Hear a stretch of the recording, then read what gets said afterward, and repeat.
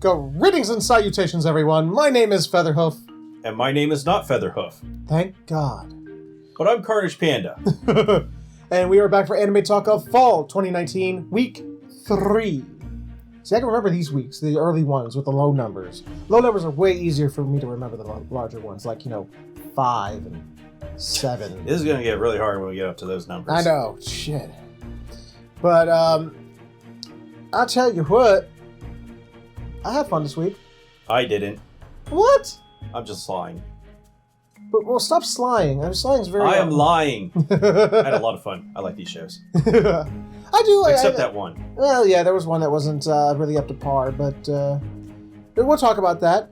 I'm not going to pretend. I'm not going to hide it from anybody, but I'm still salty. Still salty about B-Stars, but it is what it is. But, we still have 6 really good anime that we're still enjoying, and we're going to go ahead and talk about those. Would you agree? I hate you. Coming in at number 6 this week is Welcome to Demon School Iruma-kun. Next. Well, I mean, come on. It wasn't that bad that we're just going to skip it all over entirely. I just wanted to say it, man. I just wanted to say it. You're ruining my entire life here. You're welcome. So did I sell your soul to a demon? Maybe. After I forced you to work for 14 years of your life because I was too lazy? 14 years. So you're saying that these parents in this show had him working since he was a baby? Yes. They're like, Iruma, you just came out of your mom's vagina, but we need you to do this. With the craziness in this show, I would not be surprised. And they even said they got him doing like dirty, shady shit that had him running from the mob. So I mean, or the Yakuza or whatever. Yeah, damn Yakuza.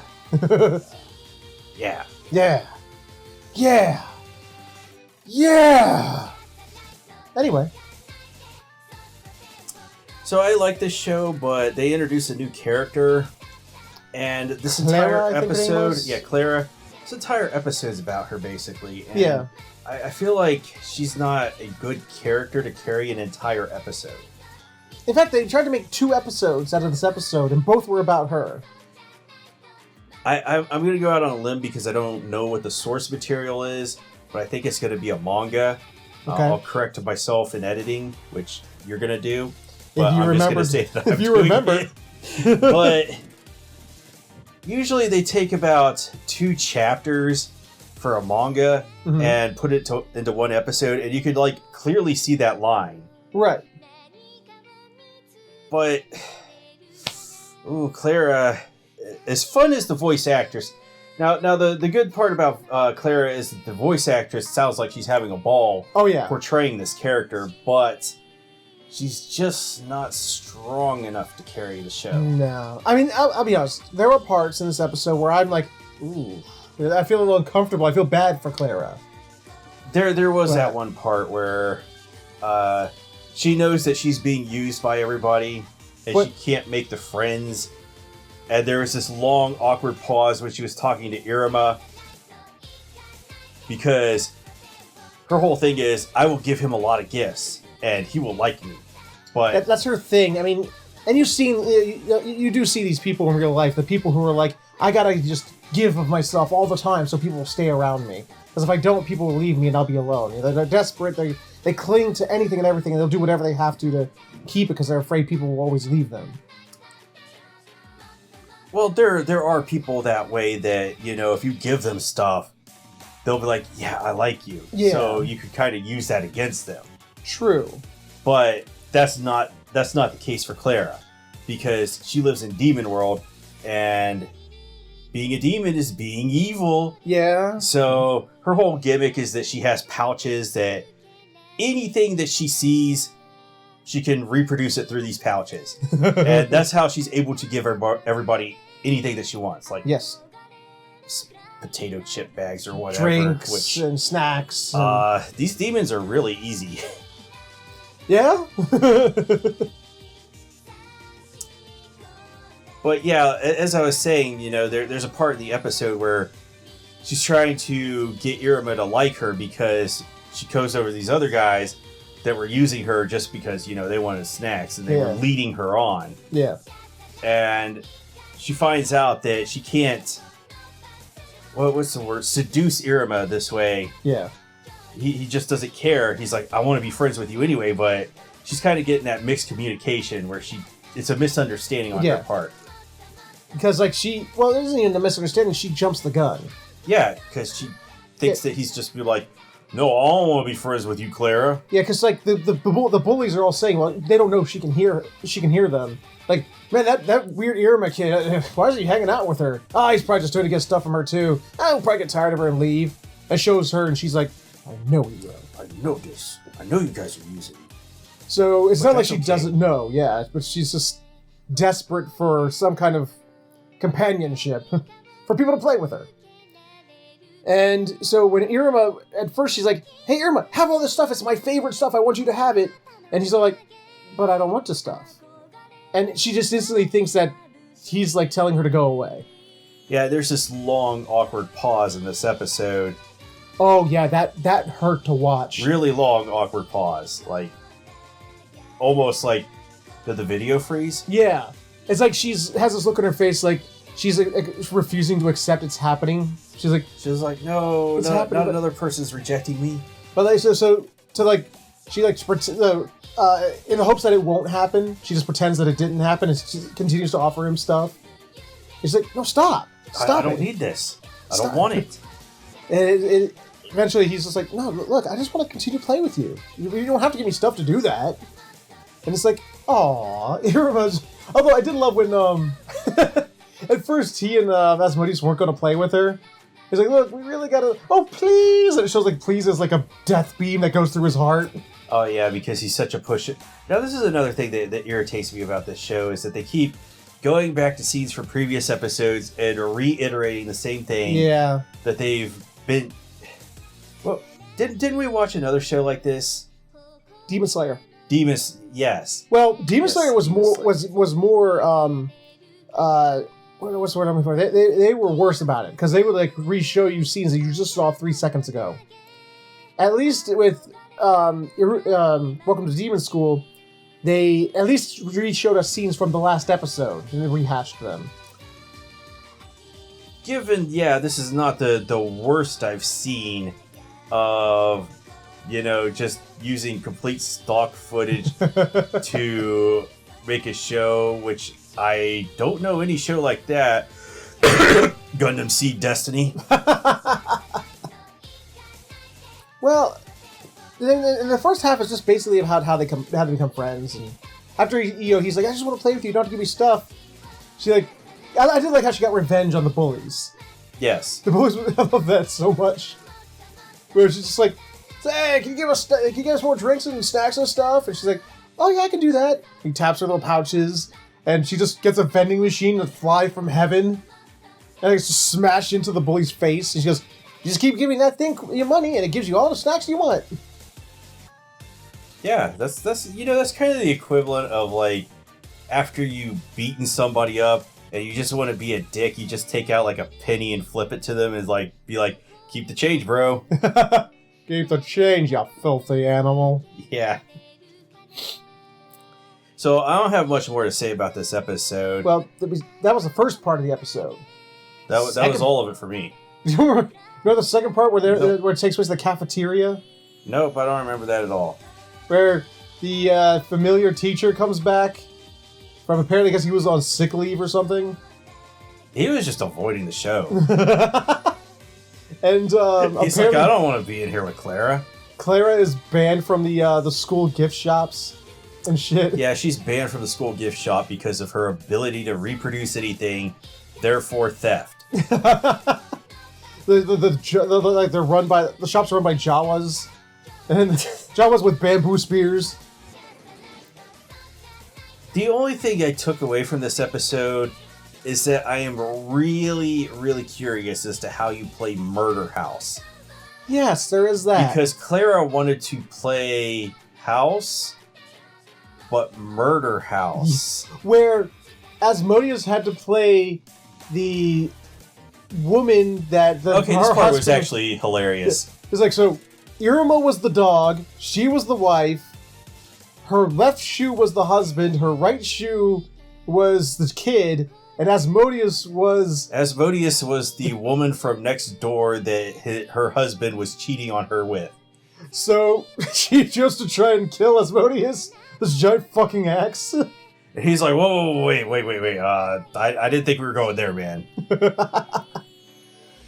So, I think like my takeaway from this episode is like, this show already has like high energy. There's a lot of energy in the show. And then they introduce someone like Clara, who's just like, it takes that high energy and sort of multiplies it by 500,000? Billion? Trillion? Quadrillion? Septillion? I forget my numbers after there. I win! Oh, there's a first time for everything. Fuck you! But, yeah, Clara, let's put it this way. If Clara starts to, like, fall into the background and say less and less each episode, I don't think I would complain. Well, the openings and the endings always spoil this shit for us. There are more characters in this show than Clara and Irma and Askun. So, yeah, she'll probably get less screen time. Yeah. Hopefully more impactful. More of the, I want you to be the wife that my husband is cheating on you. Like, this almost feels like a kid's show, but that's completely out of place. Yes. Although kids shows do that stuff, so yeah, you watch them later and you're like, wait a second, they just made a sex joke. Maybe our kids shows. I don't know about kids shows nowadays, but kids shows nowadays they're probably worse. Well, I got nothing else about this episode. To be perfectly honest. Hopefully they come back stronger. Yeah, you know these kinds of shows do get to be hit and miss. These comedies. Yes. Yeah. So maybe this was just a down episode for it.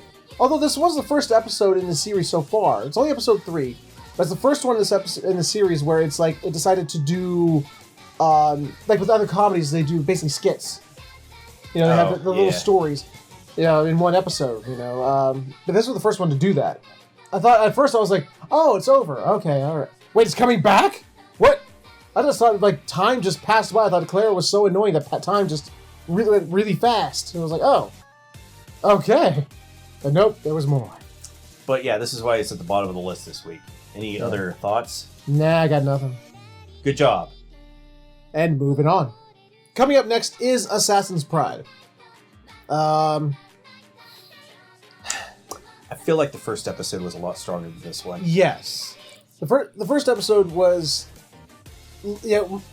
miles and leaps and bounds and other units of measurement beyond what this episode was. Because this episode was like, it felt like they really wanted to get to the tournament at the end.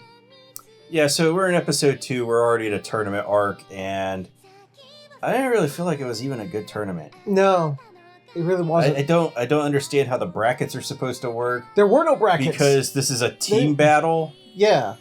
It's like 5-on-5, I think, or 4 There's no brackets, nobody advances, to the next round, and then if there's a round after that.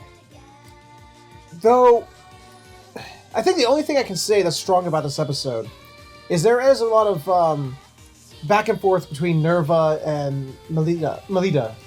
Now, Nerva reminds me of that girl from Grand Belm, the really angry one, that's so angry that she couldn't die. Yeah. I can't remember her name right now, but same hair color, same facial expressions, same temperament. And another thing I was going to say is I love the way they animated her facial expressions. Like Nerva's like a bitch. I mean, she's one of the characters you want to see get beat down. You're ready to you got your hands ready to clap and cheer when she gets her ass beat.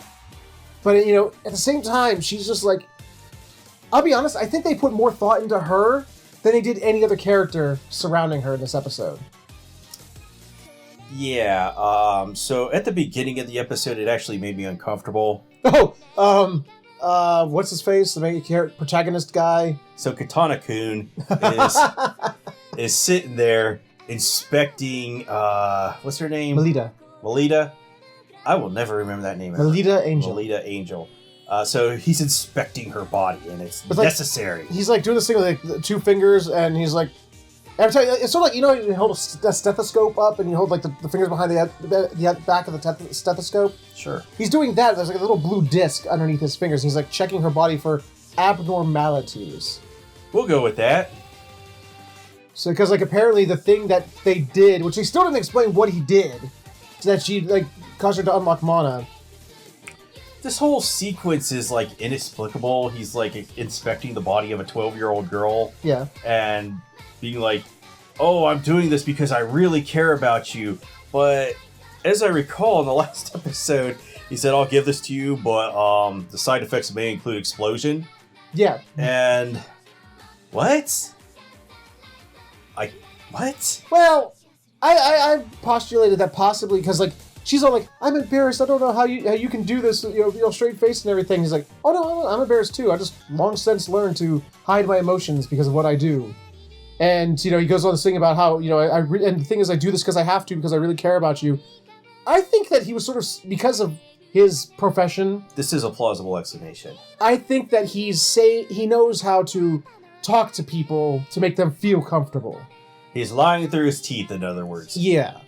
I don't think he, you know, I mean, granted, because of what he did, he has to keep what he did, you know, secret and keep her safe and everything. You know, is it secret? Is it safe? Like the One Ring. You know, so it's almost like it's something he has to do. I don't know if he really cares so much. See, I do find your explanation plausible because, as I said in the last episode, he's like, yeah, I can give you this potion that'll let you use mana, but the side effects may kill you, and you'll get shredded into bloody chugs. Yeah, because like... But guess what? I really care about you. Yeah, because he would have succeeded in his mission of assassinating her. Yeah, he had to assassinate her, so... She exploded. Hey, win-win. I feel like he's just doing a great bit of social engineering here. Yeah. He's just like the greatest bullshitter ever.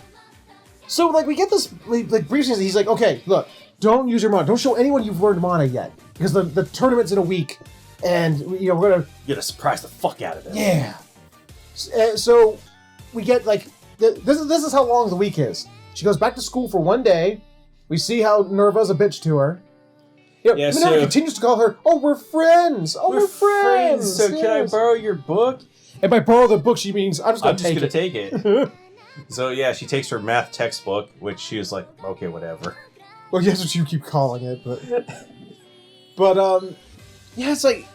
So, and then she, like, leaves class, they're walking along, Katana-kun is all like, hey, you people following us, you want to come out or what? And it's that red-haired chick who fell down the stairs in the first episode, who apparently is like this massive, awesome paladin. Yeah, she's a celebrity in their world? Yeah. I guess. So after she fell down the stairs and broke her neck and died a terrible death, she got better. Yeah, she got better. Yeah. And she's actually tutoring Melita's cousin, Ellie. Ellie? I think it's Ellie. I'll go with that. Eli? Ellie? Something to that effect. Probably Ellie. And, yeah, training her to be a paladin. Because, you know, actually, we didn't say Melita now has a class. Yeah, I had no idea that this was in a class-based system. Yeah. Except when I was watching the opening today, and I was like, whoa, there's classes? Like, one of the classes is Paladin, Maiden, what? Samurai. There was another one that went by really fast I couldn't read, and then there was like Melita that said like, you know, the incompetent, talented girl. So yeah, Melita wanted to be a paladin, but she became a samurai instead. Because she got power from Katana-kun, who is samurai. Who is a samurai as well. So, yeah. So she, you know, we're introduced to this new chick. I can't remember her name off the top of my head.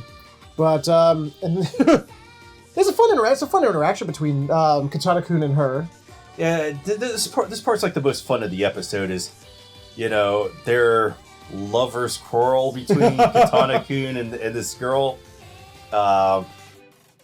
Where it turns out that, you know, Katana-kun's like, I don't want to talk to you.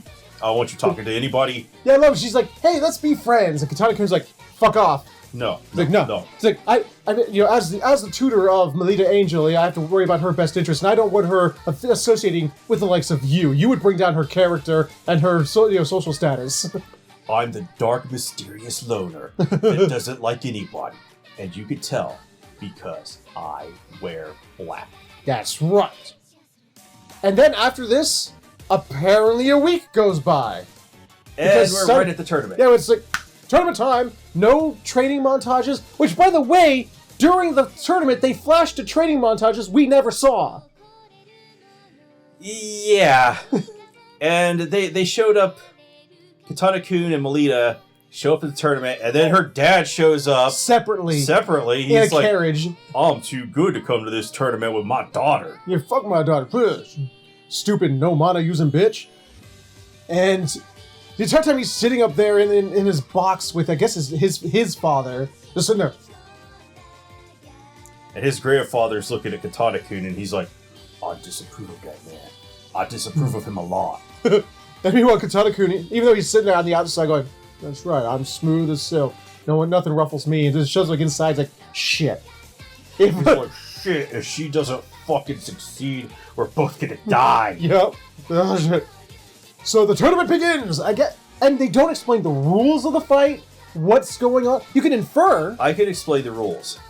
Okay, and the one side, it's a team battle. Yeah. This is rule number 1. Yeah. Team A versus Team B. Rule 2, one of the teams has to wear white for going to a wedding, and the other team has to wear black because they have to attend a funeral. There's one thing I noticed about the uniforms, whether they're school uniforms or during these tournament uniforms. These school uniforms. They're ridiculous. These uniforms, yeah. And B, like, I guess just the open back thing is like just a fashion. Like every outfit they wear has the giant open back. I don't like these uniforms. So, like, all these girls are 12 years old. Yeah. And they have them dressed up in, like, lingerie. Yeah, basically. You got the little straps going down to their boots and everything, and it's just not necessary, Mr. Directors. Yeah. But yeah, this tournament, okay, I guess, from what I'm inferring from the fight, the goal is to destroy the other team's flame in their tower. Each team has a tower, and you have to get to the other side and put out their flame. So basically capture the flag. Yeah. Only you don't need to bring it back. You just need to put out the fire. So you're saying the objective is not to, mercilessly kill the other people? No, it does not seem that's the end goal, but it sure seems that's what Nerva wants to do. Yeah, this sure fools me because they're using real fucking weapons. I mean, Nerva, she's like, oh, my friend, Melita, I was hoping you'd be the one who'd come and fight me first, my friend, so I can break both your arms and your legs and have you begging for mercy at my feet. Oh, my friend Melita. This is very friendly. What the fuck? I guess the power of friendship or something? The power of friendship. Friendship is murder. Yes. So then she goes to attack Melita, and Melita just Super Saiyans out. And they're like, oh, she could use mana? And actually, you know what? This fight is cool. I really enjoyed this fight. It had it had nice motion to it. I loved Nerva's breakdowns. When she's just like freaking out when she's on the losing end of it several times. She's like, it's just Melita. How could Melita be doing this to me? Me of all people. All I could think about was that other girl from Grand Belm. And I'm gonna go home after this and look this up to see if it's the same actress. I'm just so curious now. It vexes me. But actually, and this is where it did kind of annoy me that like twice during this fight, Katana-kun has 2 flashbacks to training montages that never happened. We never got to see. As if, usually flashbacks are supposed to flashback to something we saw, but we never saw her training or getting any better. They set a baseline for her power right here. Yeah, so they're skipping a lot of stuff, I guess. Yeah. Or maybe it never happened. I don't know. To begin with. That possibly. But Melita does come out on top, and their team wins in the end. And she gets back her math textbook, but not before her dad wins the Douchiest dad in the universe award. Yeah. At first, he's just going to walk past her. He doesn't even say nothing. He's just, not even look, just walking past. He's doing the wrestler things. But, it's like, hey, Dad, didn't you see this awesome thing I did? I won! It's like, so? She's like, so what? It's like, you got one victory. Good for you. I could have won this with my eyes closed. Come back after you've gotten more victories, especially ones against other schools. For now, whatever. So I have a real problem with this dad. He's gonna treat this girl like shit, but I get the feeling as soon as she starts, getting some reputation and renown, and starts winning all these battles, he's gonna come out and he's like, I'm so proud of myself for being the father of this daughter. It's all about me. Probably. Me. But this is something I also have a problem with. Because they spent all this episode to try and show, Melita's actually awesome. Even though we never really got to see her become awesome, she just suddenly was. And, the rising up, she's getting better, she has to struggle for her, everything she has. And then it shows that their team goes up against Ellie's team. We don't even see Ellie's team. Ellie just wins the fight in 13 seconds flat. Yeah! It's like, woo! Yay! Okay. I mean, great, I guess that it does set a bar now that Melita has to reach. And I can see why that would be important. But I feel there had to be another way to do this because it just sort of was like, I don't know, it was like all this climactic, you build and build and build, and then it's like, then we literally built to nothing. Like Melita built to nothing. Okay, maybe the material that they skipped was just not that interesting. Possibly. And they're trying to get to some better material. Possibly. And so they had to have a weaker episode. Possibly. And maybe we can move on to the next show? Possibly. Taking the 4th slot this week is Fate's Grand Order, Absolute Booty Front. So I just want to get in the head of the director here. There's some point where they're like, yeah, we need to go out and hire a director, and we need to know what his vision was. And he was like, and I don't know who's directing this, but they got this guy in this room, and they're like, so if you're going to direct this show, Fate, Babylonia, what is your vision? And he's like, get this. There are women in the show. Yeah. And I'm going to focus on their best qualities. What's that? What is their best qualities? I'm not talking about their personality. Okay, all right. What's better than that? Or anything else like Mash's shield. Okay. You know what the best thing is? What's that? Their booty. Sold. So, we get another fight right at the outset. King Gilgamesh, it turns out... Do you want to call that a fight? King Gilgamesh, turns out, did not want to take a shit on the throne after all. No. He just wanted to have a good old fight. Which he has a fight, and I think the choreography in this show is very, very good because... Oh, absolutely, yes. You can clearly tell what is going on. There's, no real shortcuts taken here. Yes. The audience is just plain as day. I can't get confuzzled by it. Even though there's a lot of sweeping motion and everything. The camera's moving all over the place, and everyone's moving constantly. There's never a point where you're going, wait, what happened? I missed it. It's because it's all clearly shown, and it's unambiguous. It's there, in your face. Yeah, great directing in that aspect, but then... he's just like, I've got to get these close-ups of Mash's butt. Every last one of the women in this show, they got I know butt foo. Yeah. Show me. So all of their moves that require them to be in these positions that perfectly show off their butts. So there'll be some action where Mash is running, and then the camera has to rotate and find that perfect angle to show you the roundness of her butt. And it's like, okay, bro, we get it. Yeah, the director is definitely a butt guy. Oh yeah. Or girl. I don't know. Or girl. We don't actually know. Women can be into butts too. This is very true. I mean, I watch Bob's Burgers. Tina's really into butts. So whoever is directing this, guy or girl, definitely knows their butts. Yes. Unfortunately, Gilgamesh gets tired of this, and he's like, well, that was pathetic. Even though it was a really cool looking fight. Yeah. But he's just like, y'all wasted my time. Y'all wasted my time. Get the fuck out of here. But then, suddenly Ishtar. She's like, you know what? Fuck you, Gilgamesh. Fuck you, and and Gilgamesh goes, whatever. And she's just like, what? I'm Gilgamesh, bro. Yeah, it's like, I love it because like Mash and Anna try to get into the fight to protect Gilgamesh. And Gilgamesh is just sitting on his throne. He's like, God, this is so amusing. It's like, even Ishtar's like, don't underestimate it. I got my secret weapon. And he just goes, and like he Thanos let you do that. He Thanos is her secret weapon. I love it. And so she gets all these jewels in her fingers, like she's gonna cast some spell, and he's like, ha ha ha, no. Yeah, they're just all, like, they vanish. And then Ishtar's like, well, this dude, yeah.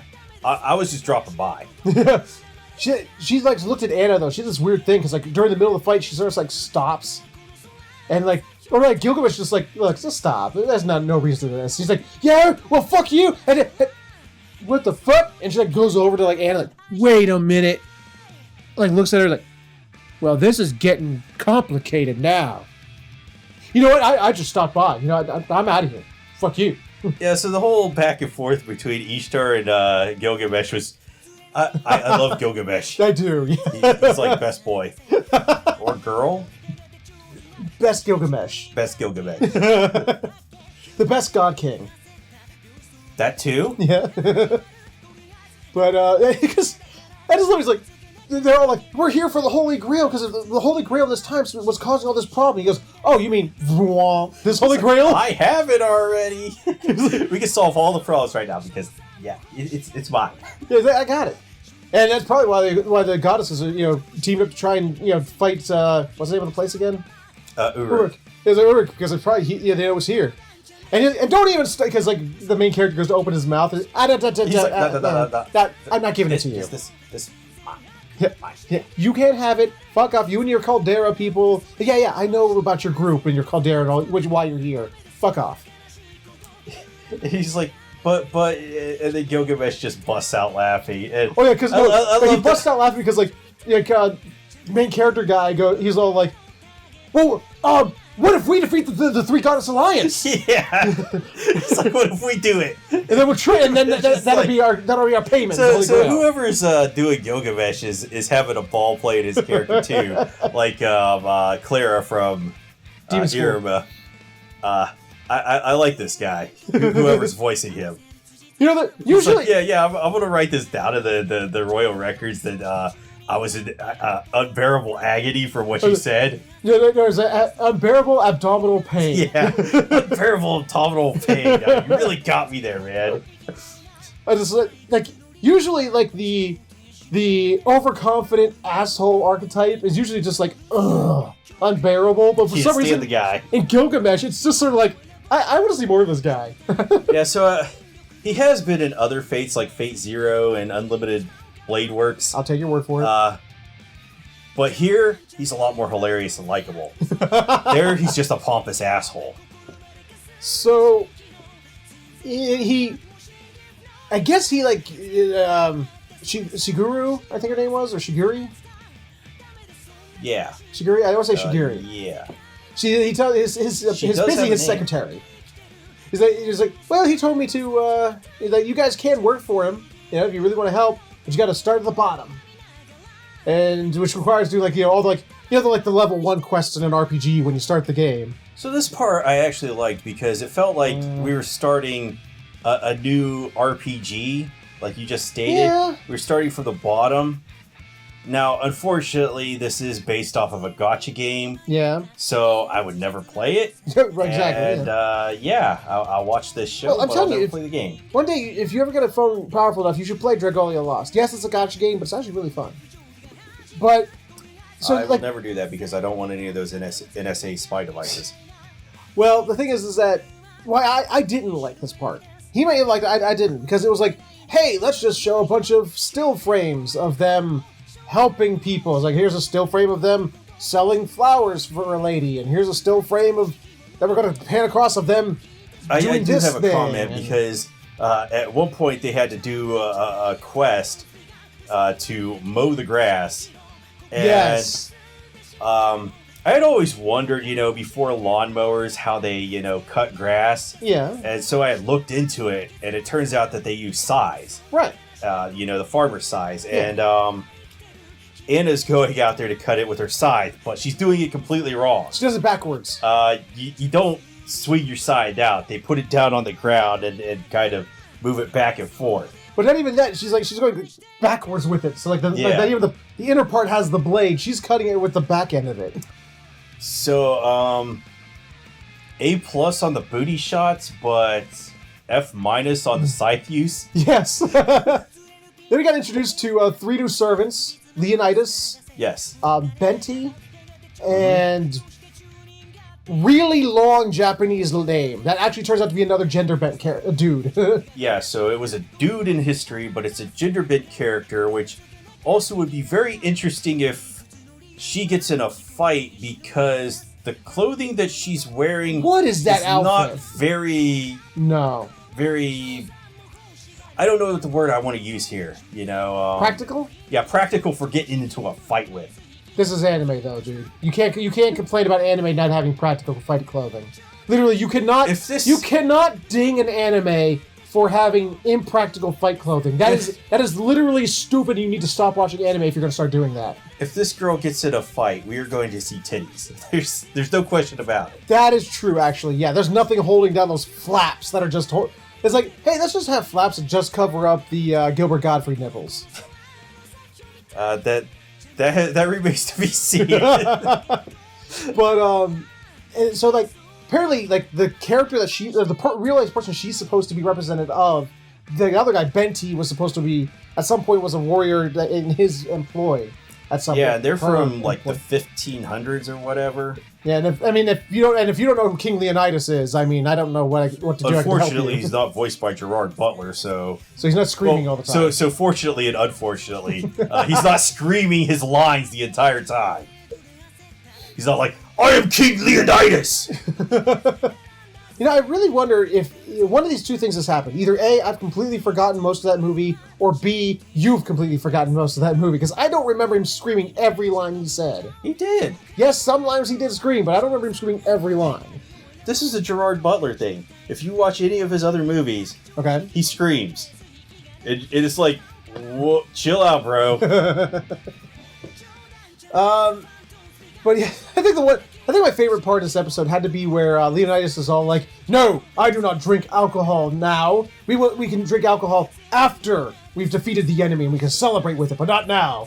But at the end, I guess someone spiked his Coke, and they spiked his drink. Okay, so I've never had a spiked drink, but alcohol does have a real distinct taste to it. Yes. So I'm just really confused how this ever happens. Then apparently, and then like I think the episode ends with like Anna taking them to go defeat some Grim Reapers, which we never really even get to see. We get to see one die, but it's already dead. The Grim Reapers were level 1 rats. She's like, these are the Shinigami. But yeah, like apparently there's like some thing in this world with Grim Reapers. They steal souls, and if you they steal men's souls and make them their slaves. You monster!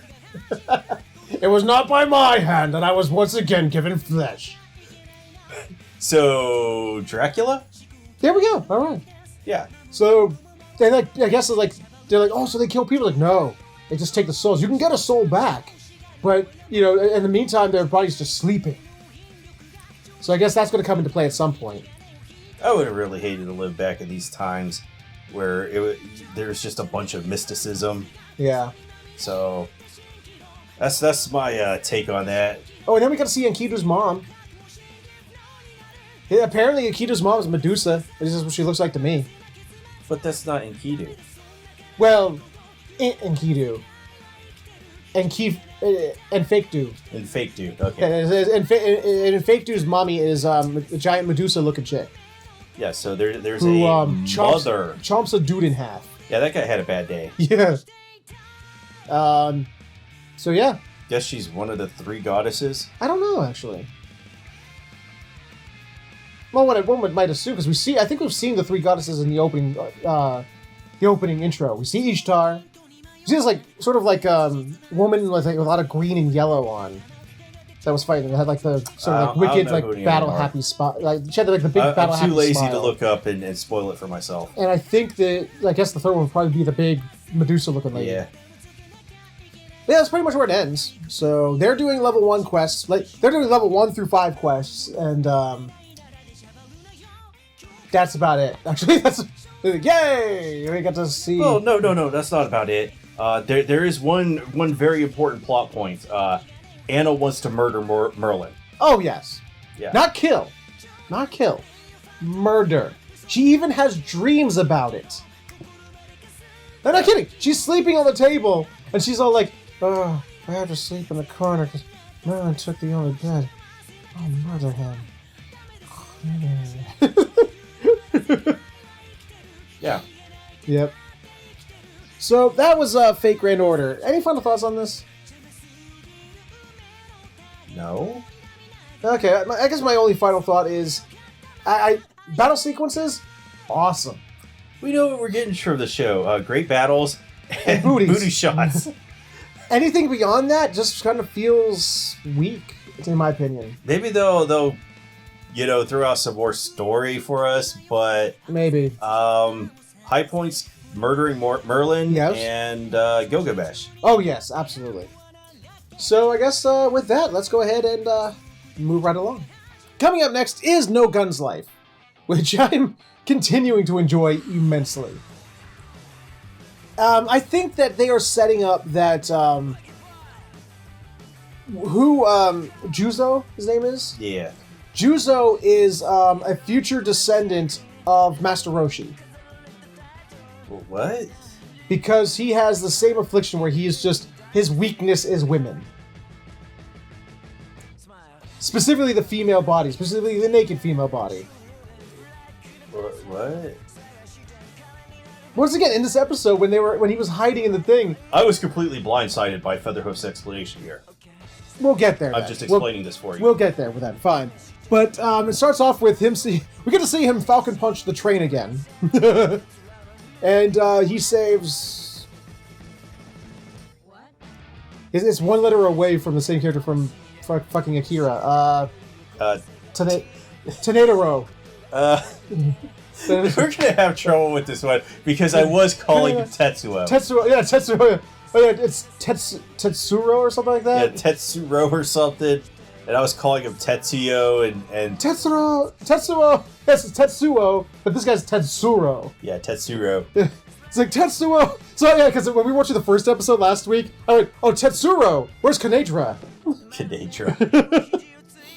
But so he saves him. I love it. He's like, "Hey, kid, I'm here to save you, but here I find you not even putting up a fight. The fuck's wrong with you?" Yeah, what the fuck's wrong with you, kid? He's like the chick, she tries to shoot him in the face, and with her anti-extended bullets, and they just bounce off. Yes, her anti-extended bullets, which I guess are supposed to do additional damage or instant kill anybody that's extended. Bounce off his face. Because he has a gun for a head. I guess. Either that or they loaded into the revolver. Yeah, she shot him, and instead of doing any damage, it just went right into the chambers of his head, and that's very convoluted. And but then Tetsuro is all like, he uses his harmony to take control of this one guy that's over here, and speaks through him. He's like, "Please save me, save me." He's like, "That's how a kid should talk. You got it." And the chick's like, "I'm not gonna let you take him," and tries to shoot him. He blocks it with his arm. He's like, "I got this. I'm gonna show you my special move for taking her out." No, it's funny because he's like, he blocks it. I think it was with this arm because he blocks it, and you see the bullet holes, and he's like, gun loaded, and then goes up to her and does BAP on the so he does the super secret special move of karate chop to the back of the neck, which always knocks somebody out for whatever reason. Well, here I can understand why it would, because everyone who's an extended, at least a modern extended, because he's a ancient extended. Modern extendeds have what they call the sub brain on the back of their necks, Well, they do have that explanation. However, it does not explain how after he karate chops this chick in the neck and knocks her out, it also knocks out another guy. 3 seconds later. Yeah. So the one guy, like, there's 3 guys in that besides Tetsuro, Juzo, and the nun, or as he just keeps calling your sister. Besides these 3, there's 3 scientists at a console. One's knocked out or dead because of the train crashing. One was still alive that Tetsuro harmonized with, and when he let go of the harmonization, he either passed out or died. And then there was a 3rd one who's just sitting there, just sort of like, don't notice me, don't notice me, don't notice me. Here. And then after he knocks out, the sister, he goes, yeah, he's like, oh, shit. Which is like, okay. I want to know how that works. So he saves the kid. He saves Tetsuro and takes him to Mary. New character alert. But not after he tries to find his favorite cigarettes and can't. Yeah, more on that later. So this is where I was talking about his weakness as women. Because it shows Mary and she's like trying to fix this girl. And she's like just spasming and having all these fits. Because like apparently, like I love this. Her dad's like, money's not an object. I love my daughter so much. I love my daughter, so money's not an object. I'll pay whatever you want if you just fix her. So he, but then he also mentioned beforehand he specifically got her illegal extended parts because they were cheaper. It's like, then why didn't you just spend the money to begin with to get her legal or better parts? Yeah, so this guy probably ended up spending more money in the long run. Yeah. Because he had to buy the cheap parts, which the Mafia used, and put the incorrect parts in. Yeah, they were completely incompatible with her current parts. Yeah. Which caused her to, to have the fits and just freak the fuck out. Yeah. She's laying there nude on the table, and Mary has to take all the parts off. She's like, they're no good. They're incompatible. While he's having his shit fit over there, he's like, can you save her? And she's like, yeah, I already took all the parts off. Yeah. She's fine now. So she's like, next time, just bring her to me. There'll be better parts and cheaper. And so she's like, she's a fucking saint in this world, basically. Or is she? Yeah, we'll find out. But then she opens. But this is why I said what I said. She opens the door, and you see Juzo in there with the blushing face, anime face, and she goes, "You saw her naked body, didn't you?" So I thought I was covering your. Apparently, those aren't your eyes, because it shows like he doesn't have eyes. How? I think the barrel is supposed to be his eye. Echolocation or something? Well, every time they show him with the anime face, it's like the center, like the barrel is like the eye. So since he has one eye, yeah, he doesn't have like stereoscopic vision. Huh? So he has no depth of field. Okay. So he's handicapped. Okay. What a twist. Yes. But you need to get a graphic of Shyamalan to just pop up sometime. But yeah, it's like, so that's what I said. Like, it seems, because that seems to be the running joke. Women touch him or kiss him, or he sees boobs. He's like, you just see him. He's like, So he's like a 14-year-old boy. Yeah, basically. Okay. So, and he leaves Tetsuro with her, and then he goes out to try and find cigarettes again. But she can't find the cigarettes because anywhere. Some asshole from the blah, blah, blah, corporation had bought every single pack of cigarettes. The Schlegelhaufen, conglomerate. And he has no luck because of that. Yep. Until he's like the short little dude with like a pink suit. What was it? Like pink suit, was it? Or like he had little wispy blonde hair and a stupid suit. And he's all like, "Hey, Mr. Gunhead Man, how you doing there? Hey, just give us back our property and just give us back our property, which is a boy, and we'll give you all the cigarettes in this city." Yeah, because they went around and stole and bought out his entire stock of his favorite cigarettes from all around the city. Because they believed it was his weakness that somehow he was powered by smoking. Well, it was like they believed it was because apparently early extendeds had like some kind of like issue where they had to have some kind of vice or whatever to keep them running properly, and they thought his was smoking. And it was like, so they actually... Well, apparently his real vice is just looking at movies. Yeah, basically. So he actually, I did love this, because like at first they're whooping his ass, but then like he does something where like some like wing things come out of his back. Yeah, he's vents like, open up. You know what, motherfucker?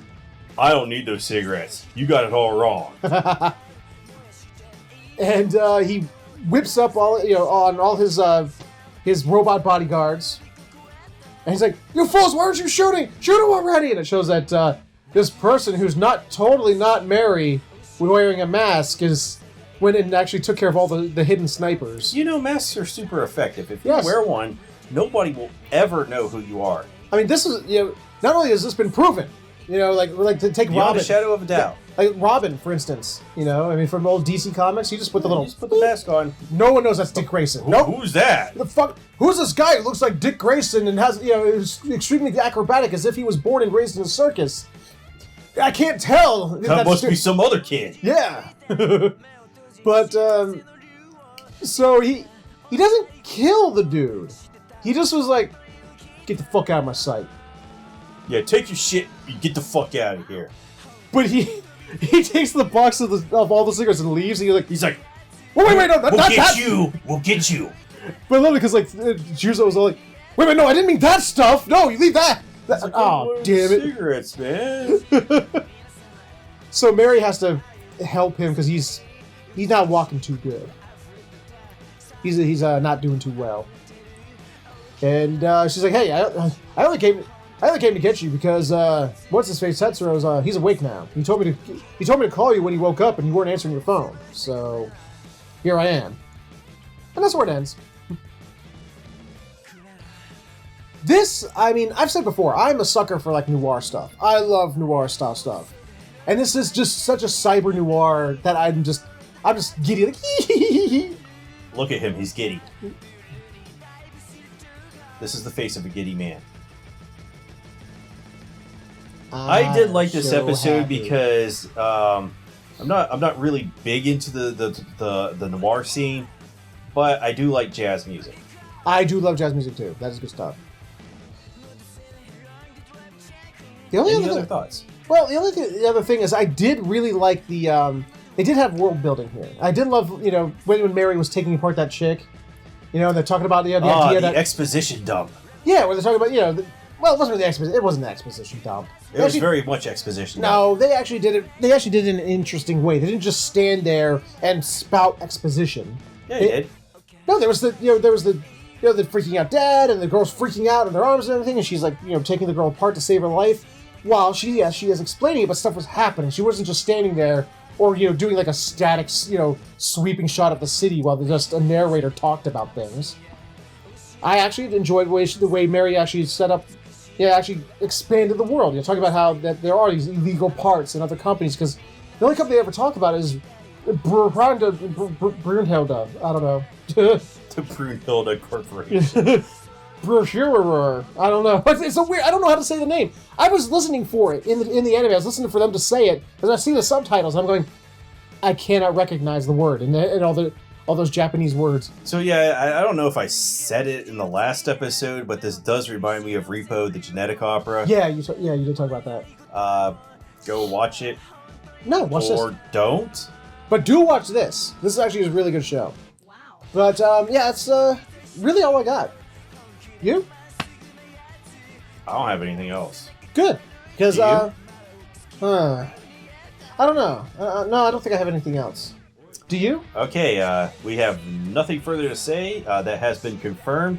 Okay. So we will be moving on to the next episode. Preparing to move to the next episode? Moving to the next episode. I'm having a hard time deciding who Best Girl is this season.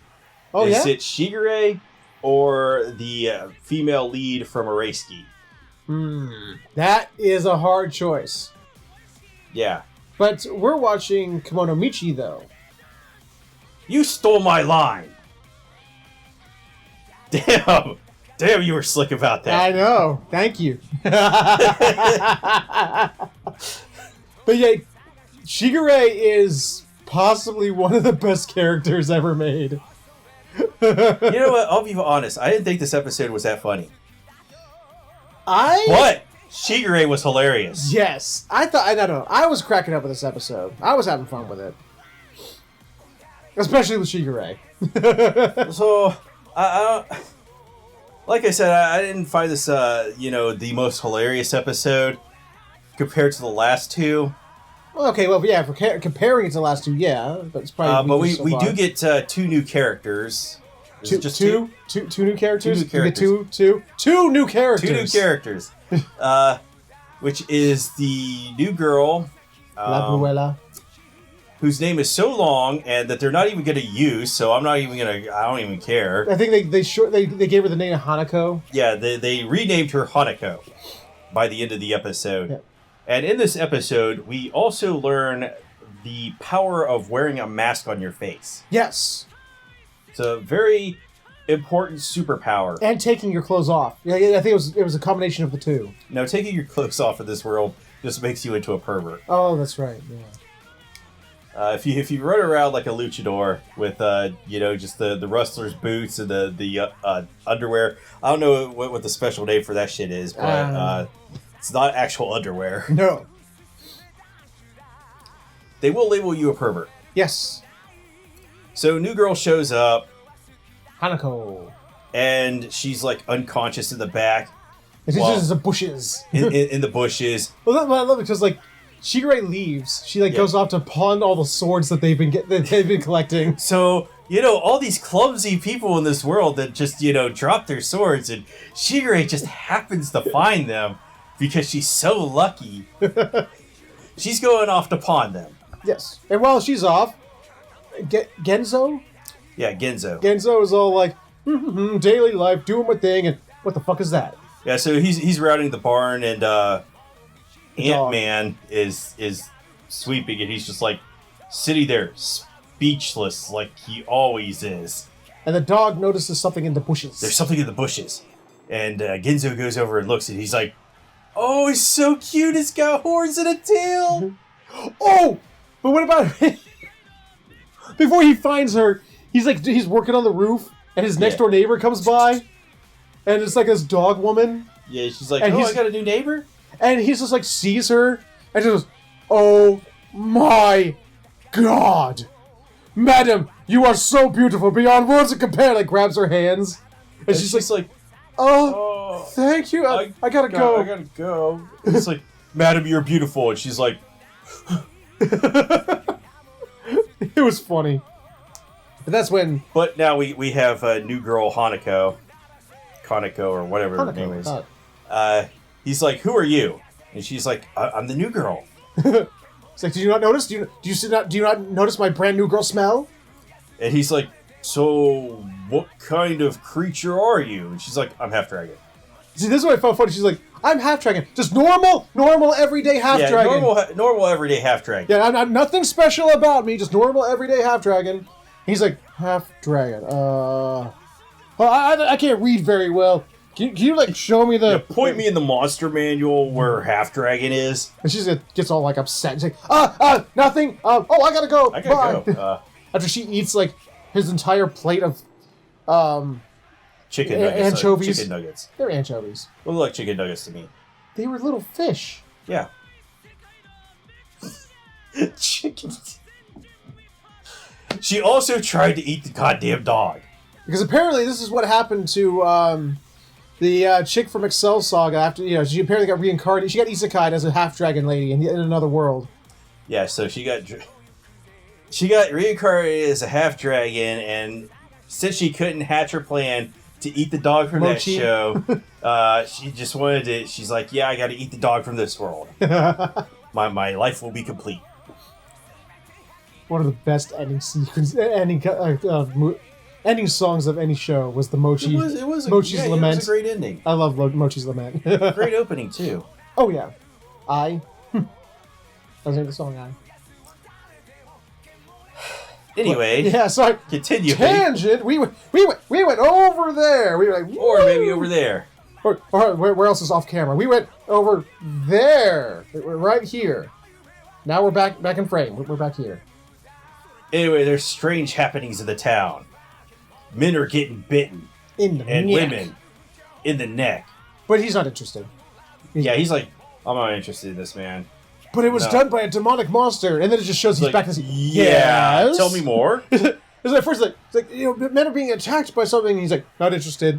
It's like, it possibly could be a demonic beast, and he's like, go on.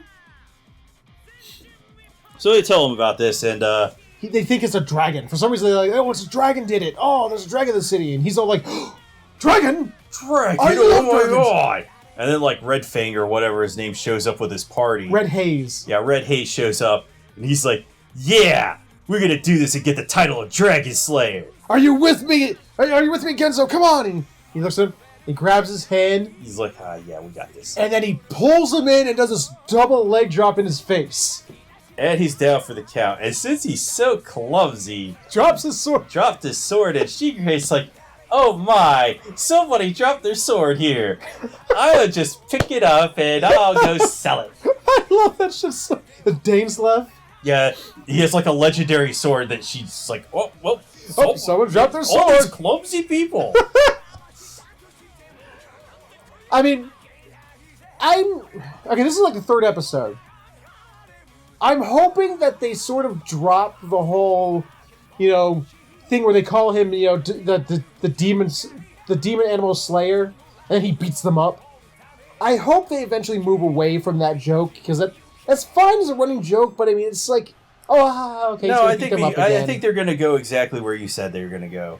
Is that because, you got the one wolf guy who wants to, get revenge. Yeah. But somehow the princess who got suplexed, what happened to her? Okay. So you're saying maybe they're going to summon his arch rival that he was having the title match with. Well, yeah. Into the world. But that's not what I was talking about. I was talking about there's the running joke where they keep calling him the demonic. They keep calling him a pervert too. Well, still, but there's the joke where he keeps the joke is that people go, "Hey, you're the demonic animal slayer, the demonic beast slayer," and he's like, "Don't call me that." He'll throw them through a wall or a ceiling or something like that. Oh no, I could use more wrestling moves because I find wrestling moves to be hilarious. Because after. I'll admit, I did get a laugh when he leaves the room to go do his mission, and the guild leader says it again. He's like, "Oh man, that's a demonic beast slayer for you," and Red Haze's body comes flying from off screen and smacks into the guild leader. So now he decides he has to find this. He's gonna find this, and he thinks it's the little girl, but he can't just go as Genzo. No. He has to go as Animal Masker. So he goes around naked, basically? With a cape. With a mask on. And animal boots and animal gloves. So now the town guard and Red Haze all think that there's a pervert running around. Yes. Because Genzo succeeds in capturing Hanako. I love the way he does this. He sets the trap, opens the cage, puts it's dry dog food. So he puts straight up dry dog food down there. And he's like... He's speaking aloud to himself. He's all like, go ahead. He's like, okay, so this will definitely trap her when she goes in there to get the dry dog food. And she's like, well, what's going to happen after that? And then he comes down and he's like, wait, what? She's in there, just with the dog bowl in hand, just eating the dog food. Good. He's like, well, I'll ask you a couple of questions is what I'll do. Could you stop eating that? And she goes, no. No, that's mine. No. All my food. No. I want to eat your dog, too. She does. I love when he explained Pet Shop to her.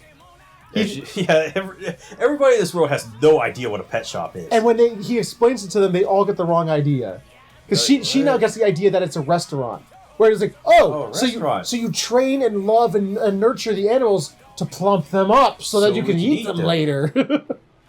But, Red Haze and the rest of the town guard come over and they're like, hey, it's that pervert. He's got a loli right there. Oh, that's right. She goes, so what are you going to do with me? He's like, do with you? I'm going to do nothing. What do I look like to you? I ain't going to touch a lolicon. Yeah, so they're really, hammering this thing that he's a pervert as well. This recurring joke as well. Yeah, this one. Well, at least they didn't really use this joke in the last episode. This one was sort of given a break. And sort of come back. Maybe they'll alternate? Maybe. There is one constant between all the episodes, though. Yes, there is, but we'll get to that. So, I love it because, like, to escape, she actually sort of just joins in on the escape attempt with him. Yeah, Ginzo's getting the hell out. He's like, man, I don't want any of this. And she just shows up next to him, like, okay, come, maybe we can go down that way. He's like, okay. And they're like, wait, why are you coming with me? He's like, what happened to the cage? Oh, I just pushed on pulled the bars. I just bent the bars and then walked out. He's like, okay. So he's like, okay, all right. See, what they're looking for is a guy in a mask with a little girl. But what they won't be expecting is a masked couple. Yeah. It's like a perfectly normal, he puts it this way, a perfectly normal masked couple. Logic, where art thou? So he gives her, animal mask, and her little horns poke through it. It's kind of cute. Yeah, this was going to be their disguise to fool everybody. Fortunately, Shigure shows up, and it's like... But I love it because they even give themselves false names. Yeah. I can't remember, his was like, something mask stays on, or something like that, or something to that effect. And hers was Hanako the Destroyer. Hanako the Destroyer. Very important to put the Destroyer on the end. Not to be confused with the Destroyer from Borderlands. No. Well, he's done for anyway. He's dead, so... Anyway. So, we get... Shigure saves and brings him back to the house. And they're all like, oh, no, we forgot about when the vampire chick shows up. Yeah, she shows up. Yeah, before she tell Hanako that she needs to come home, and Hanako denies knowing her. That was Carmela, I think her name was. Never heard her. And she's like, you're Carmela. I've never heard of you. Yeah, no, because like, oh my god, it's Carmela. And then like the conversation goes on, and then it's like, I don't know who that is. He's like, but you just called out her name. He's like, are you sure you remember what she could remember? Are you sure I said that? Because they actually get into like a wrestling match. Yeah, one of those wrestling matches where and they just like Carmela's all complete nonsense where they just push each other's arms. Yeah. Carmela is like, oh, you mere human thing, you can. I'm a vampire. You can't stop me. I've got the strength of the night. And he's like, oh, she's tough, but but when I don this mask and this cape and this outfit, there's one thing I will never do, and that is lose. And he's like, just bends her in half. So, a luchador just overpowered a vampire. He bends her backwards in half, is basically what he does. I have to remind the audience that she has supernatural strength. Yeah. And he's just a dude that, like, lifts weights and takes protein powder. If you go to Machio's gym, you could do this too. Ginzo, Vampire Slayer. So they get back to the house, where Hanako reveals her true identity, much to Shigure's chagrin. It's like, shit, no, because if we find out her full name, I don't want any part of this. Because apparently, Carmela shows up at the house. Apparently, if they know her true identity, they have to be killed. That's the whole thing where it's like, well, I could tell you, but then I'd have to kill you. Apparently, they take that literally here. Yeah, because she's a part of the Fafnir dragon family. Yes. Which is one of the 4 families that serves the Demon Lord. Yes. And therefore, knowledge of who she is forbidden. Warrants getting killed. Yes. So Carmela's like, I'm going to kill you guys. I'm going to do it. Yep. But somehow they talk her down. So, yeah, well, no, they wouldn't talk her down. They don't talk her down. Never mind. Hanako that's completely wrong because Shigure books it into the next room and then she comes back. Yeah, because, basically, Genzo just like, well, what does she want? What do you want, Hanako? You tell us what you want. It's like, I want to stay here, and I don't want to go back to the stuffy mansion. I don't want to eat orc meat and troll meat all the time. I want us to help Genzo with his pet shop thing, and I want to eat all the delectable human foods. Get me Gordon Ramsay. And then Carmela goes, well, I am tasked with being your attendant, and my number one, task is to make sure it is your happiness. So, I guess we're staying. Yeah. To which Shigure comes back into the room and gives Ginzo a vial, and she's like, throw this at her, throw this at her. Oh, that's right, yeah, when they were fighting at first, yeah. And so Gizmo's like, okay, so he throws it, and it turns out this was holy water, and Carmela's like, oh my god, it burns, it burns. And then she's like, follow it up with this. Gives him garlic to shove in her mouth. So he's about to force feed her some garlic. Hanako puts a whole stop to it. She's like, stop it. So, so it looks like everything's fine. It's all dandy. He's like, okay. Oh, he's like, first Shigeru is like, oh no, not another person. We can't afford to feed more. We can't afford more mouths to feed. He's like, oh, I just need room and board. I don't need you to feed me. I'm in. You can stay. Yes. So Shigeru's like that exploitative boss. It's like, well, if I could get her for like 1 penny a day, and she doesn't, need anything, you're hired. And then, but I love the way it ends because the end it's like, well, wait a minute. What about Hanako? If you weren't the one, if you weren't the person, attacking people and eating their necks, who was it? Was like, oh, that was me. That was me. Sorry, I got carried away. My bad. And then, like, you just see the shadow of Genzo from behind her. It's like, so it was you attacking people, was it? It's like, what? He just grabs around her waist and boom! And we get our third German suplex. Yeah. Possibly the most powerful one because he dents the floor. Yeah, so he like broke the floor with this one, and Shigeru is like, "Holy shit! You totally wrecked her shit." She's like foaming at the mouth, and there's bubbles coming out of her mouth. The kids was like, "Is she a crab?" No, she's a vampire. Good thing that she is. Yeah. Oh my god, the show. I don't know. I got a lot of laughs out of the show. Yeah, so I just wanted to comment, don't try German suplexes at home because they're very dangerous, and in most instances they automatically end a fight because they like knock people out. Yeah. And they can actually kill people. Yeah. So there's a lot of you're like 12 and you're like, wow, German suplexes are so cool. Yeah. Don't use them on your friend. No. Your friend will appreciate not being German suplexed. Yeah. I would appreciate it if you did not German suplex. I would appreciate it if you did not do that as well. Oh, well, they weren't my plans. Shit. Plot twist. I don't have any plot. What are you talking about? Moving on to the number one show we watched this week. Speaking of plot, our number one is Oresuki. Are You the Only One Who Loves Me? We're picking right up where we left off last time. What's her face? Pansy has gotten all the people together in the same room in the library. Yes. What follows this episode?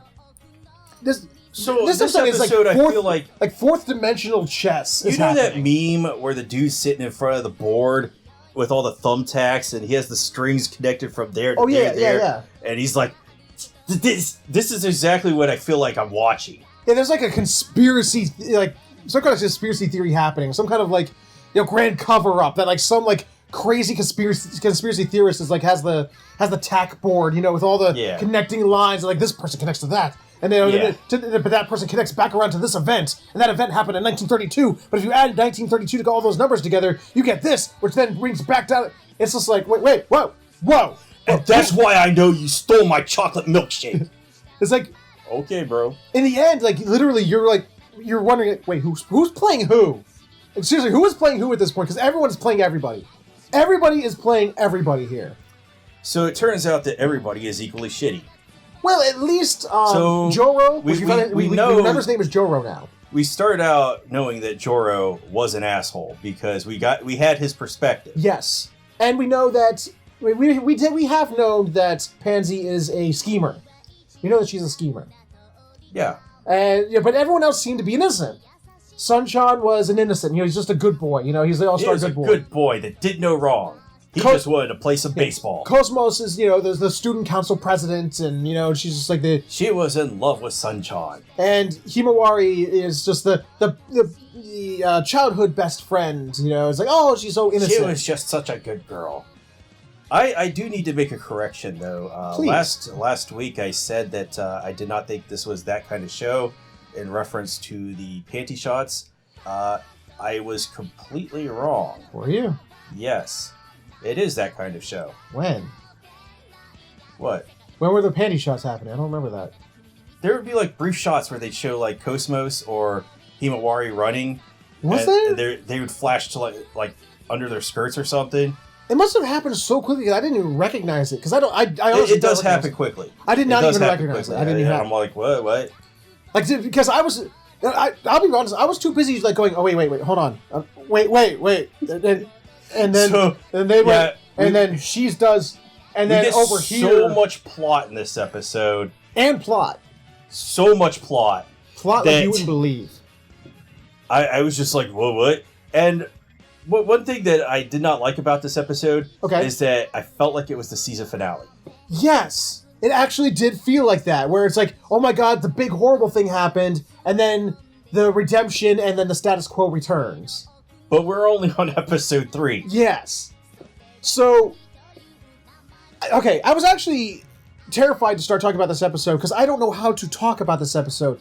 Literally, this, like I said, this fourth dimensional chess happens where everyone goes back and forth between like, haha, I have the upper hand. Oh crap, I lost the upper hand and now they have the upper hand. Oh no, they think I'm the bad person. Oh no, that's the bad person. Oh wait, I'm actually a good person? Wait. Yeah, so it turns out that even though Joro is an asshole, he's still good. A good person? It's like, I mean, Pansy is all talking about like, I'm actually in love with you because there's actually that you know, you're actually a good person inside. Literally, he shows that he hates her because he thinks she's ugly. Until a revelation at the end that shows that he's just a shallow asshole.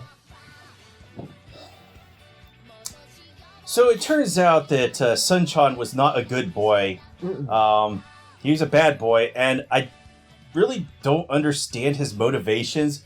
Because so here's his motivation. He's jealous because it's weird. Joro and Sun seem to have the same thought. Joro's all like, "Oh, I'm always losing to Sun-chan because he's you know, the sports star and he's popular and everything like that." But apparently, it's been, for time immemorial, their entire friendship, Sun-chan has always felt like he's lost to Joro. And this all started back in middle school because there was this girl that Sun-chan liked that Joro got, and no, that Joro didn't get. He never knew about it. Joro never knew anything about this. There was a girl that asked Sun-chan to help her, just like the girls were asking Joro, to help her get with Joro. But the thing is, Sun-chan felt, was in love with her.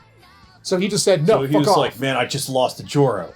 And this started his never-ending hatred of Joro. So it turns out he actually knew that Joro was helping the girls get with him. And he also knew that Joro was an asshole. Yeah, he knew about that. So he was playing some fourth-dimensional chess here with the other girls to out Joro as the asshole that he really is, so that his social status would go down and everybody would hate him. And he knew that the girls wouldn't question him because they both liked him. He's like, yeah, I'm a real Chad, and these girls really like me. I can abuse them as much as I want. Yeah, it's like... So... Basically, it turns out that there was another girl in the library when Joro gets outed, and it goes all around the school, and he loses everything. He loses his friends. He loses, people haze him at school by putting golf courses on his desk. Yeah, so they like color his shoes with glitter and stickers, and then they put a golf course on his desk. Someone, like, what the fuck are you doing? I know that there are people out there who are watching this that are more weebs than us. Can someone tell me in Japanese culture how it's hazing that they put a model golf course on his desk? I don't understand what the... Because if it was me, I'd be like, huh. I'm like, what? Because this is like this is an elaborate, mini golf course thing. It's like, well, that was really well done. Look at that. Well, I think you just hit the nail on the head. It was an elaborate shitpost. That must have been it. Yeah. If somebody explain it to us, please. But, so, people hate him now. He's a pariah. And everyone's like, oh, that's that guy. He's the one who... He's an asshole. He's the one who fucked with who fucked with those two girls' feelings and was, and tried to hurt their relationship with Sunshine. And, the fucker, the motherfucker. And, a week passes, and Pansy's all like, come to the library. It's been a week, come to the library. Come to the library, Joro. And then he's like, why? Well, before we talk, go pick up the cat in the cradle, blah, blah, no, blah. It's like the next text he gets is like, you have to come or something bad will happen. Well, that was true. It actually was, too. Oh, my God. So he shows up. He's like, what? Why? What do you want? It's like, well, we'll talk after you. Go get me this book, What It's Like to Be a Cat or something like that. My Life as a Cat. Yeah, so while he's getting the cat in the hat, Sunshine shows up, and he's like, "Sup, Pansy, I like you." Apparently he's been visiting her all week. He's been visiting her all week.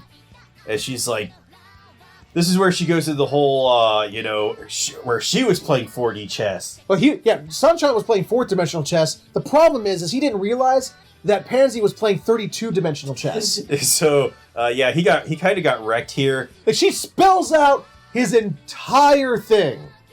And then I love it, too, because she spells the whole thing out, and he goes, how long have you known? And she goes, you just told me. Just right now. He's like, fuck. He's like, oh, fuck. You know what? I'm going to rape you. Yeah. It's like, whoa. This just took, whoa. Whoa, and thank you, motorcycle. Even the motorcycle was like, whoa. Thank you for that. Even people who wouldn't even watch it are going, whoa. Character shift. It turns out that not only did Sunshine know about Joro's alternate personality, his real personality, he too is an asshole. So that has been playing the good boy. So after Sunshine is like, yeah, you know what, Pansy, I'm gonna rape you right now. He's like, what's your plan to get out of this one? And she's like, well, nothing. I have faith. I have faith that I'm not gonna, anything bad's gonna befall me. He's like, you're not gonna try and escape? No. I love that. She's like, no, this is gonna happen. What happens. I just have faith that, hey, something good will happen to me, as if someone will come out and save me. Hit, weak. Hey, X-nay on the being an ussy pay. Get out here, A. So then Joro comes out and he's like, man, Sunshine, you're a fucking dick. And I know I'm a dick, but you're a fucking dick. Now, before we move on, allow me to describe something. Sunshine is about a foot taller than Joro.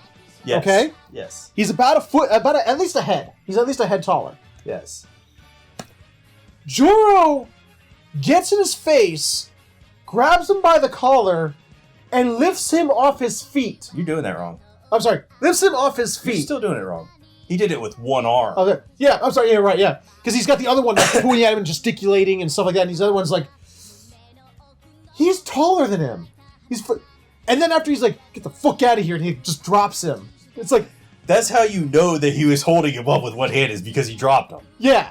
Because like, he's like, oh, jeez. It wasn't like, oh, you're taller than me, so I'm just, grabbing your collar. Yeah, because it clearly shows that, like, if you pause the frame right before, like, Sunshine falls on his ass, he's on his, like, tippy toes, as if he was being lifted. So, Joro been spending time at Machio's gym? Apparently, yeah. Yeah. The Silverman gym is in every universe. And in every universe, it is, heralded by a, alternate reality version of Machio. So, Sunshine beats a hasty retreat. Yes. And, Joro and Pansy live happily ever after. Well, after we learn that Joro leaves, and Pansy's like, okay, you guys can come out too. Turns out that she also had the other two girls, Cosmos and Himawari, listening in as well. So she had multiple witnesses to Sunshine just being an utter douchebag. Yep. And then what follows is literally... Remember, you ever watch Wayne's World? Where they're like, oh, what ending should we go with? Make a happy ending? Make a happy ending. Because then the girls are the next day at school, like, Cosmos is protecting his locker so no one can fuck with his shoes. Himawari is protecting his desk so no one fucks with his desk. She's like, no, Joro's my best friend. You guys better not do anything, like put a golf course on it. And then Sunshine apparently gets up in front of the class and gets to his knees, admits everything, which when they say admits everything, I wonder if they actually admit that he actually conspired to rape a woman. And was that included in the everything when he confessed to everything? Probably not. And everyone's forgiven. Everything, the status quo is returned. And at first he's like, Joro's like, I'm never coming back. I don't have to come back anymore. You got nothing on me. Come back to the library. Nope. But then he starts coming back to report to her. Yeah, so he reports the whole thing about, how he got apologized and Joro, no, not Joro, Sunshine had admitted that he was a douchebag. Yep. And he's like, well, I guess we're done. And then he's like, the only thing is I don't understand is, why do you still love me? I mean, really, what's the deal? He's like, well, you see, there was that time after... Because it always goes back to the baseball game. This story makes no sense, by the way. It always goes back to the baseball game in which Sunshine lost. Yeah. And he's like, there was that time where you were standing out in the front waiting for Sunshine to come out, but he wouldn't come out, but you had bought him his favorite fried pork skewers or whatever. And you were just sitting there. People were laughing at you, and you were all sweaty and everything. And, I walked up to you to set, and I saw you standing there, and I just like, seeing you so dedicated to your friend like that, I fell in love with you right then and there. And he's like, why don't I remember you? You think I would remember that? And she's like, there's a reason you probably don't remember that. Hold on. And she starts unrobing in front of him, and he's like, what? Wait, no, she's ugly. I don't want, no. He's like, I don't want to see an ugly girl naked. Oh, Jesus. And then she's like, okay, you can turn around and look at me now. And he turns around. Oh, God, no, you're going to be so ugly. Yeah, and she's just busted out. Bong! So apparently she had put on glasses and taped down her boobs to make herself ugly. She created a physical... she, broke the laws of physics. Because there's no way she could tape down her boobs that much. There was, some special tape that had, dimensional doors to another dimension. Because it's she busted out. It was blah! It's like, whoa! First off, are you actually a high schooler? Because there's no way in hell a high schooler has those. And the whole story about how she fell in love with Joro confuses me. My whole thing is, there's just something about Joro that she likes. Like, she says, you know what? Joro has a penis. I want it inside me now. This is all that I can... Because she just took her tits out and showed them to him. Showed them to him. And it's just sort of she's the ultimate hotness. It's just sort of well, we got that spoiled to us. Well, yeah, the opening credits. There's a scene in the opening credits where, spoilers, she's very hot, and then the ending credits, she's very, very hot. Yeah. Now, that's the episode. It pretty much ends there. I love this episode because I loved all the fourth dimensional chess. It's aha, who's actually the dick? Who's actually the asshole? And it's oh no, I'm the bad guy. No, you're the bad guy. No, she's actually conspiring against them. And oh no, they're actually doing this thing. And it's whoa. And it kept me guessing throughout the whole episode. I'm like, holy shit. I loved all the revelations. This is what made the show great. But I hope that they do not get away from this. But it's like you said. Yeah. It felt like a finale. Felt like the season finale. Where do they go from here? They've done the thing. Well, we'll just have to wait till next week and see what happens. Because, I mean, let's be honest. We've seen the opening credits. There's at least 12 other girls. There are more people. Specifically girls. There's 12 other girls that are in the opening credits we've yet to see at all. Yeah. But it's just sort of okay, it almost feels like this shouldn't go anywhere. It should stop. I'm honest.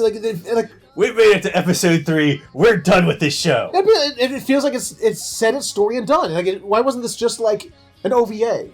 Or a movie. Yeah. OVA or a movie. Yeah, why wasn't this... Because this was a very interesting little thing. I loved watching, this little arc. It was just it wasn't... Yeah. We're good and done. It's like you don't get... it's somewhere over the... we're done. All right. Roll. It's near, far. Where are we? It's okay. I don't know. It's only good thing Joro survived. Yes. I don't know. Are they just going to do it all over again? It's just more misunderstandings with more girls. Where it's going to go from here. I'm not going to theory craft because. Well, here's the thing. Let's take what we know of anime from anything we've seen before. To me, the most they can do is doing it again, but with different girls. Oh, dear God, I hope that doesn't happen. I mean, let's be honest, there's probably a 70 to 80% chance that's where it's going to go. I hope not. I hope not, too. I actually really, really like the show, and especially this episode. I fear for where it's going to go, if anywhere. I want, by the end of the show or whatever, for him to get over himself and go out with this really hot girl that wants to... Pansy. that wants him just so bad. I mean, I did love the final lines in the episode. He's like, I just want to say this, no matter what, I'm never going to fall in love with you. And then she turns back to like, and I just want to say this, no matter what, I'll always still love you. It's like, okay. So that was Araiski. Definitely best episode of this week. Because I enjoyed it. I enjoyed it too. So go watch this show. And if you don't, just don't talk to me. You can still talk to me though. Because I'm an attention whore. So. He's an attention whore. Confirmed. Yes. But with that, let's go ahead and say our goodbye, shall we? That was week 3 of Anime Talk Fall 2019, where I'm not going to be interrupted whatsoever, and he can't throw off my flow. I mean, hey, some shows, they're starting to fall into traps. They're starting to fall into their own traps with, overused running gags, some bad characters, but overall, still enjoying ourselves, I think. Can I speak for you on that one? No, you may not, but we're enjoying ourselves. Okay. Hey, I didn't say you could speak for me. Yes, you did. Oh, yeah, that's right. Wait, what? Anyway, so we're going to head out. Well, as always, if you have any, if you want to agree, disagree with anything we've said, if you'd like to talk about other anime we're not talking about and why we should, then let us know in the comments below. Otherwise, if you just enjoyed this episode in general, please let us know with a like, comment, subscribe, share it, or you can click on the annotations for the videos we've done. Thank you so much for watching, and we will see you all next time.